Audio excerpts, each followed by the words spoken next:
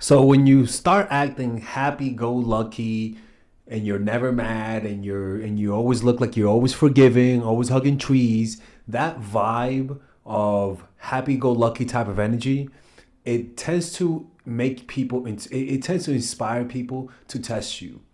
You're coming across as too weak, you're coming across as too expressive, and usually too much expression is a sign of insecurity, particularly when you're trying to gain someone's affection.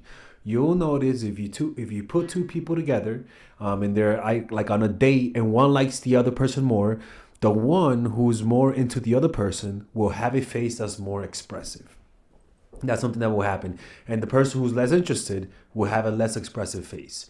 And people who seek validation, people who show that I care about what you think of me, will one of the things that they'll display is intense facial expressions.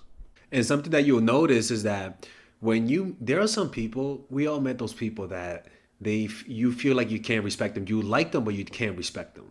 And that is actually a thing. Liking people does not mean you respect them, because some people like their dogs, for example, and they disrespect their dogs, right? Horrible people, by the way. If you do that and you watch my channel, we got a problem.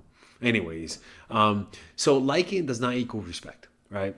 And these people who are always happy-go-lucky, a lot of these people, and I hate to generalize, but I will tell you this, sometimes they may have some autism, they may have some developmental disorder where they don't notice feedback.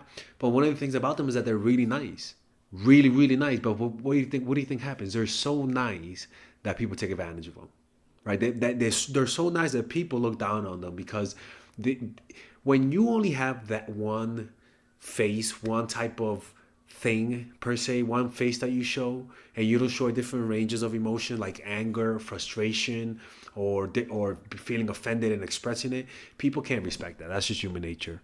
The next one is predictable, which goes in line with what I'm saying, that you're always trying to gain people's validation, so your behavior is pretty predictable. You're never going to show them, you're never going to act mad, you're never going to show them when you're frustrated, you're never going to do anything that's going to risk offending them and losing them. But as a result, you're predictable, right? They know how you're going to act, they know how you're going to behave, and people unconsciously just lose respect for you. If you would act more natural and be like you normally are, which means if they disrespect you, you feel the offense, and then you express what you're feeling, or maybe you give them a look, or maybe your tone of voice changes. When you let people know that you are aware of the wrong that they did, and that you're not okay with it, people will change their behavior. But too many people subtly disrespect us, and we just keep our mouth shut. We don't say nothing, and they look at you and they're like, "Oh, okay, this person. I guess this person is. I could do more, right?" The next one is you forgive too much. Forgive too much. Forgive too fast, right? And when you do ask for forgiveness, you ask for way too much for forgiveness, and you over explain yourself.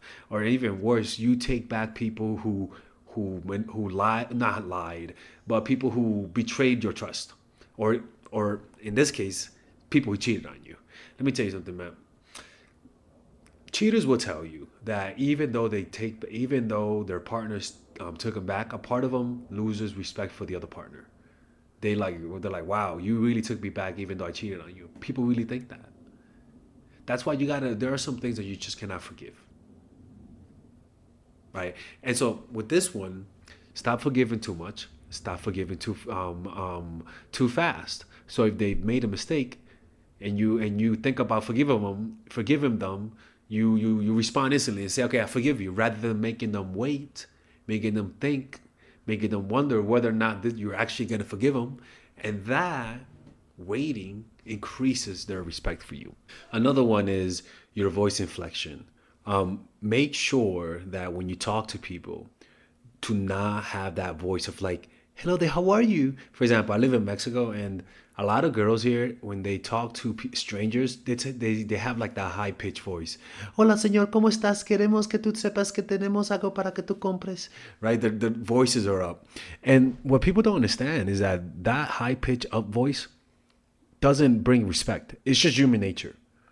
you will notice that the people who usually in a room who captivate people's attention, who are considered a man's man, or even women of power, like Miranda Priestley, for example, Angela Merkel is an example. One of the things about when they talk is that they have a low, they have a low turning voice. It's more like this. It's more like that, right? They don't talk like they're talking to a puppy, right? So if you just focus on becoming a little bit more serious and having that type of voice tone and not being too playful, what you'll notice is that your moments of being playful, your moments of kidding around will have a greater effect, and people just respect you more. But when you have that high pitched voice, it's usually when you're trying to seek that person's validation. That high pitch usually happens when you're feeling nervous, and so this tightens up and it creates a higher pitched voice. You want to be able to talk with the most like lower voice as possible, not like freaking like a Terminator, but you like, don't speak from your nose, none of that kind of stuff. Learn to speak more relaxed. All right, if you guys enjoy these videos about stoicism, dating, relationships, self-help, moving up in life, I would recommend you guys check out some of my courses that I have for sale. These courses are courses for men and women. For example, Nice Girl, Nice Guy is a course about how to become more assertive. Natural Chemistry is a course for women that I have on how to develop strong relationships. Dark Game is a controversial course that I have for guys on how to attract women in their life and keep it. It's not as dark as it seems, but we do talk about some dark psychology in here. Psychological Game of Attraction is a course that we made for women who are single. And as you see, we have a course about how to develop charisma. Emotional Mastery, which is a course about how to develop a meditation practice and how to improve your emotional life, to become more resilient, to not let rejection hit you so hard, to be able to bounce back from failure. I have a course called Nice Guy, which is a course for guys who are single and guys who want to be able to develop more assertiveness training, right? Most of these courses come at $99. And there you can also purchase the bundle where you guys can purchase all of the courses in one go at a discounted rate, right? We have a bundle for women and a bundle for men. So click in the description down below to check them out. You can browse around and see the courses that you like. And if you don't like them, you guys can ask for a 30-day money-back guarantee, and I'll give you guys the money back, okay? And in fact, we actually have a new one for women right now we're developing. It's called The Feminine Woman. So if you're a woman watching, this course is specifically to help women become more feminine, to embrace their feminine while embracing their masculine energy. And I'm actually going to make a course for that, like that for men, which is called the Masculine Man, which is a course on how to develop masculinity and develop masculine energy, to attract women in your life, to attract business success in your life, to be able to be better socializing, to read people better. It's truly an all-around course. So if you guys want to check out those courses, click on the description down below where it says purchase the courses, and I'll see you guys inside. Bye-bye.